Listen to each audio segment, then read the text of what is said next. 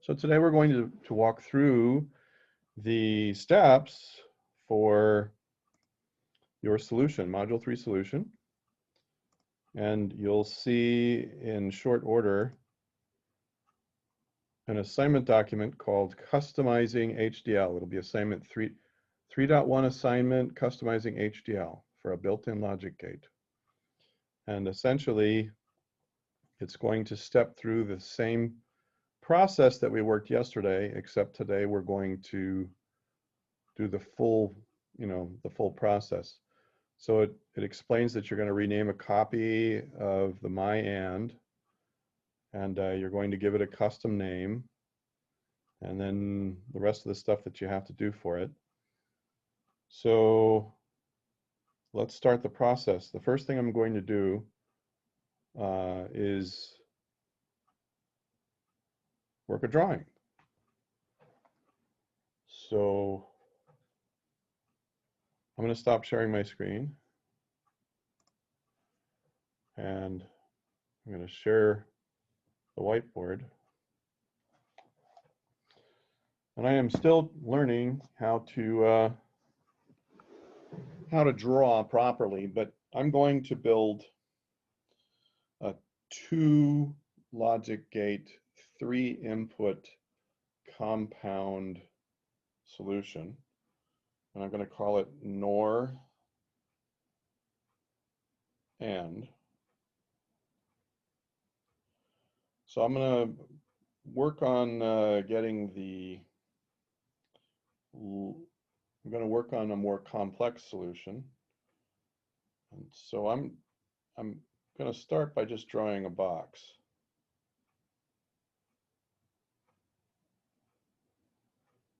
Because I want everything that I'm going to draw otherwise inside that box.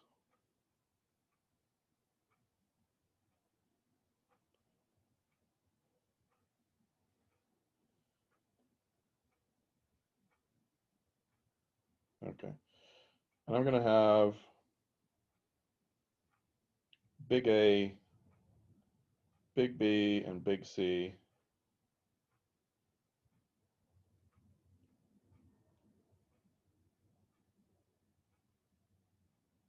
Instead of using colors, I'm just going to go ahead and try to make this really bold. And then I'll have a single out right here.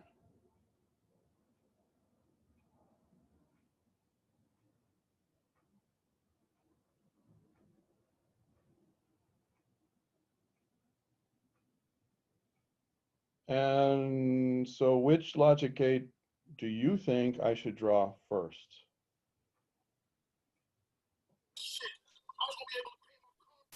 The one, sorry, the one, no, don't know. Yes. Yeah, I don't know.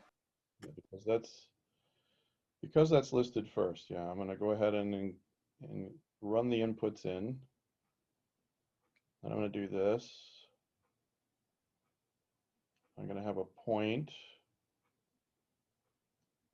I'm really trying to be precise here.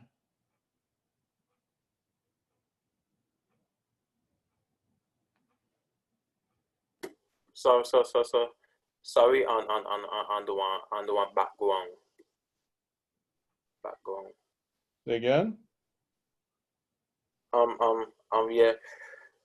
Yeah, Dr. Kentop. Sorry for the one background of my house.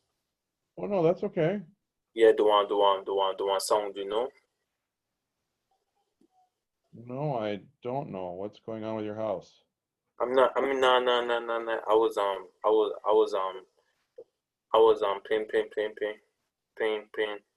playing something on a TV, and I have to turn it down. No, that's okay. I think you're good. It hasn't been bad, but I appreciate your concern. All right.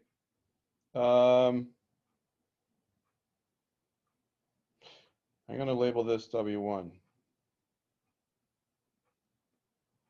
That's sloppy. Let's see if I can get that.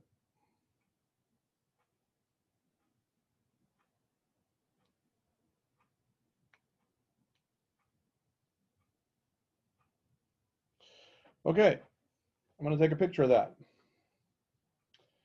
And that's the standard to which I want you to draw your picture. You don't have to worry about figuring out what kind of special shape you're going to do for your, you can draw a special shape for your custom HDL to logic gate solution, and that can be extra credit. Yeah, it's kind of sloppy. Let's see if I can do better with the title here.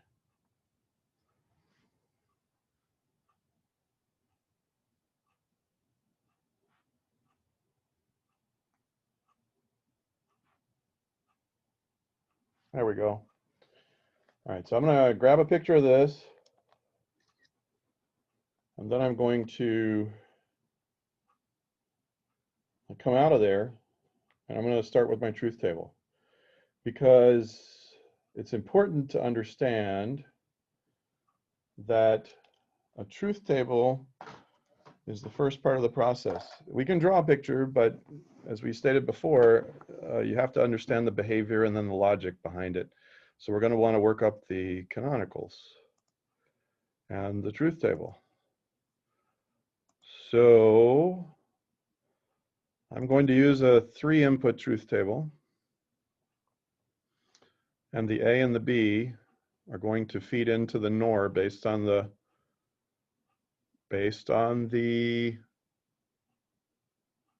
drawing, and then the output of the NOR, A and B's, is going to be factored into the C column. And I'm going to do something here. So, yeah. Can everybody see what I've got on screen? Yes. Okay. So just in terms of the function, I'm going to go ahead and see if I can make this a little obvious up here. I'll say NOR AND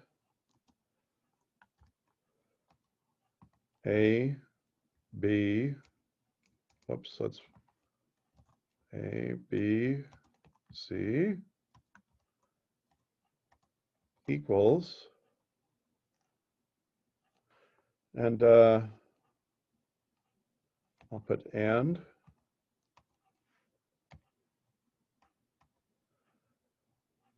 and then inside here I'm going to put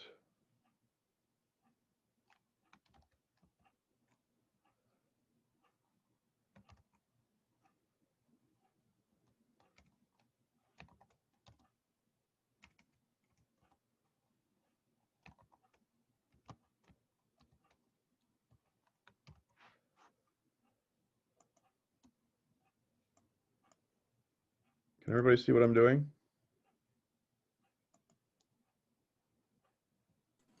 Yeah.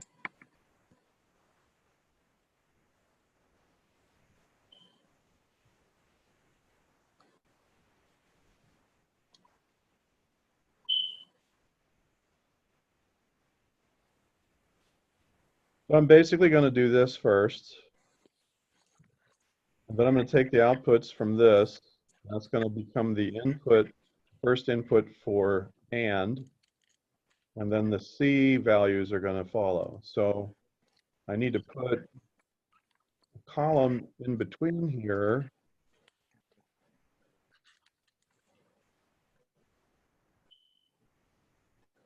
And I'll give this the name. Let's see. How will I give this the name? Who would like to suggest a name for my column? A header for my column? Not we. Not C, I think. Well, we're using NOR, so we could use this. Oh, A times B. Wait, A plus B. Yeah, it's going to be NOR AB. So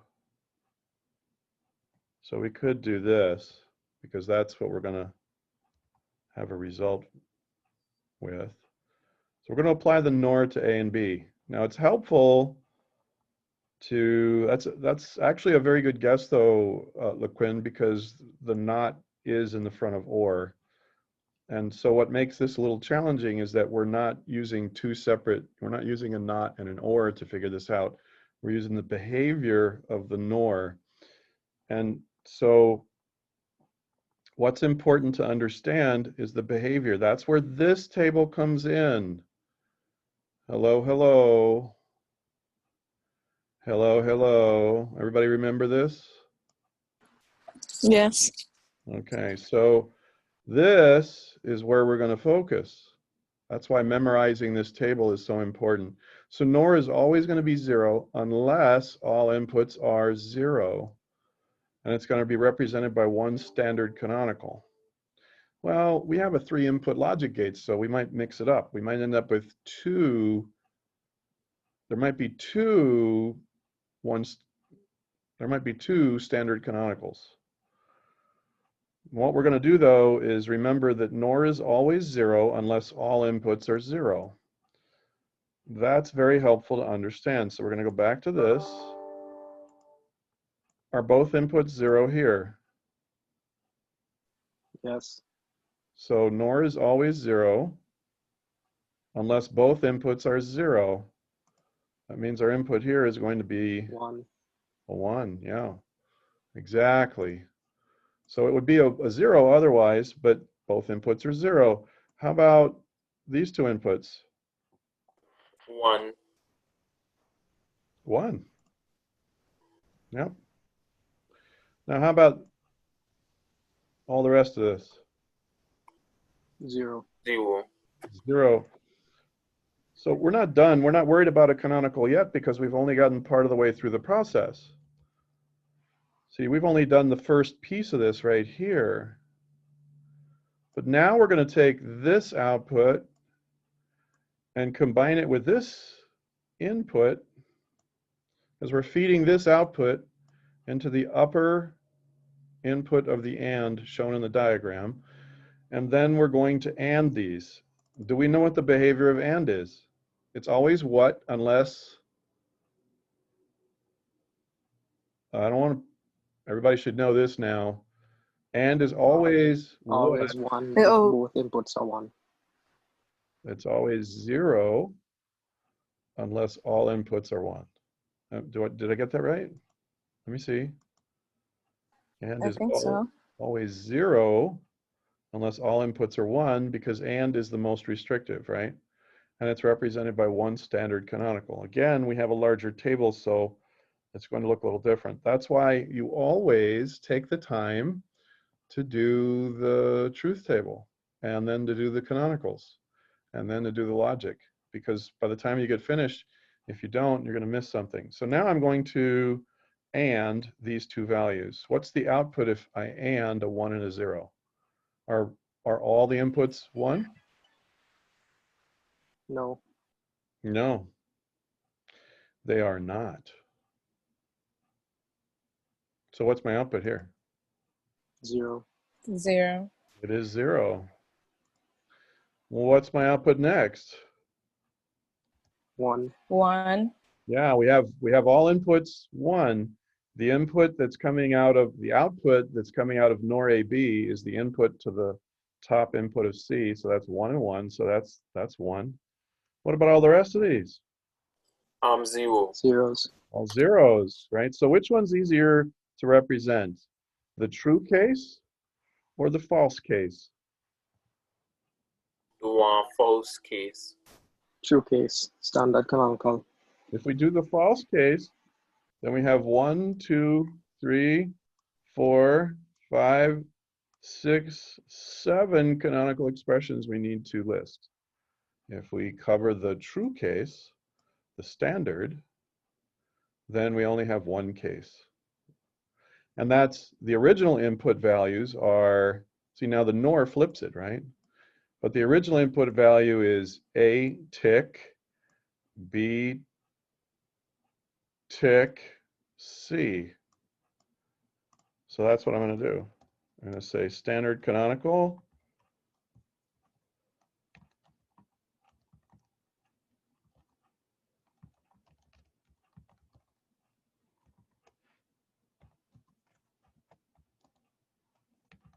Does everybody understand? Yes. Yes.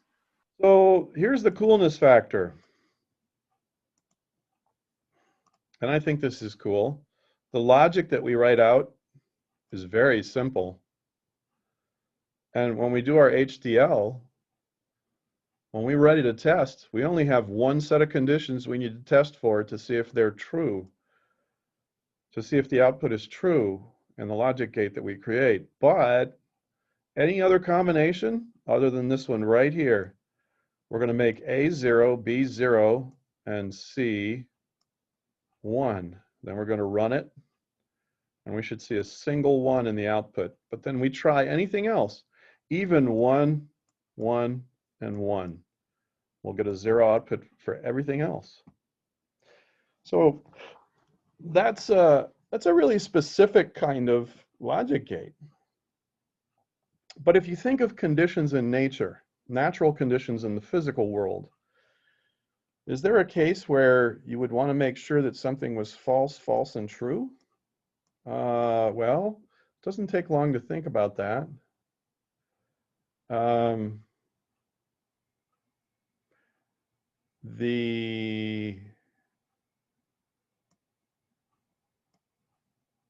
All the doors are closed. False. All the seat belts are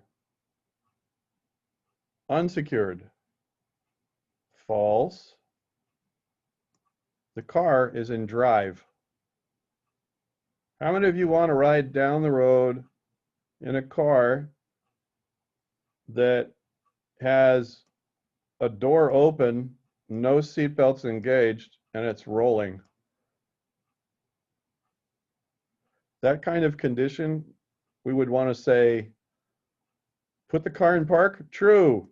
So you try to shift the car in drive and it won't let you do it, right? And there are cases where cars have safety features like that now, where if a door is open, or if there's a, tailgate is open, it won't roll. You can't stick it in drive. You can't move it in park, that kind of thing. And I'm just using that as a quick example, and that's not the best example, but if I were working in Detroit for General Motors as an automotive engineer, and I was designing the logic that is used for safety features, this is going to be a useful thing. All right, I'm going to go ahead and take this condition, this case, A tick, B tick, C, and I'm going to go to my HDL now. And I'm going to modify this thing so that we get interesting. Where was I? Oh, I'm in the wrong place. All right, is everybody seeing my screen? Yes. Yes. Okay. Solutions. Nando Tetris. Tools. Built-in chips. Do I have a MyAnd in here? Please. Okay, I have a MyAnd. I'm going to do a save as. That's the first step, and I'm going to name it NORAND to match the name of my diagram. And I'm going to save this, and I'm going to change this as well.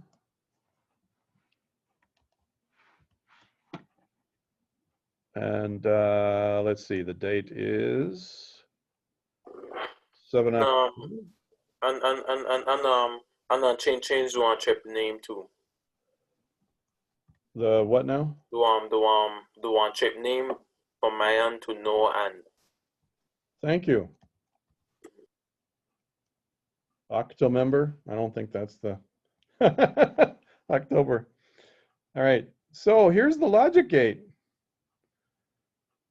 Out is equal to 1 if A is equal to 0,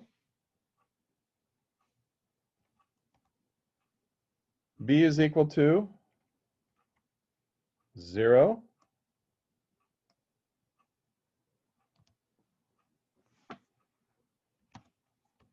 C, whoops.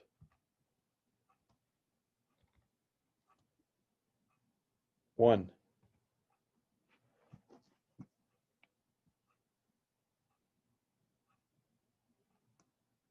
I don't like that the way that's stated. I'm going to say otherwise.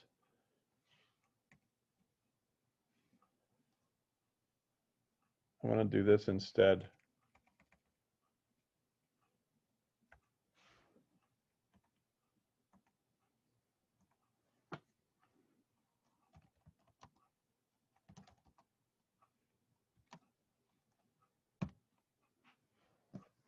Does everybody understand what I did there? Yes. Okay. So I'm going to put nor and then for in, I'm going to put C. And all right, I'm going to beg a small favor here. I need to pause the recording and I need to mute for just a moment. Something quick came up. So